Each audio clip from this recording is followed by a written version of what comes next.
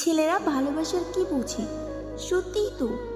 আমি দেখেছি স্টেশনে একজন বাবার চোখ ছলছল করতে, ডেলিভারি রুমে বাইরে একজন বাবার টেনশনকেও দেখেছি, সবার প্রবলেম সলভ করে নিজের প্রবলেমকেও হাইড করতেও দেখেছি।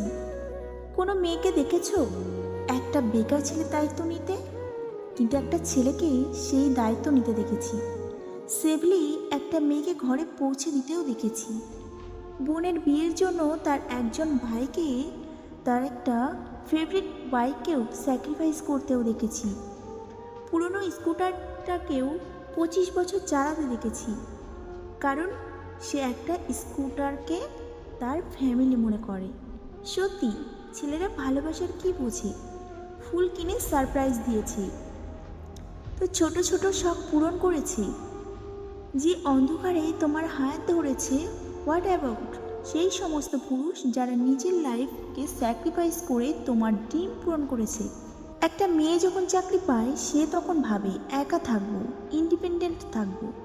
কিন্তু একটা ছেলে যখন চাকরি পায় সে শুধু ভাবে একটা সুন্দর ফ্যামিলি তৈরি করব। সত্যি, একজন পুরুষের ভালোবাসা দেখা যায় না, কারণ তারা দেখায় না, তারা শুধু সাইলেন্টলি তাদের ফ্যামিলির জন্য করে যায়। কে বলে গো একটা ছেলের লাইফ ইজি?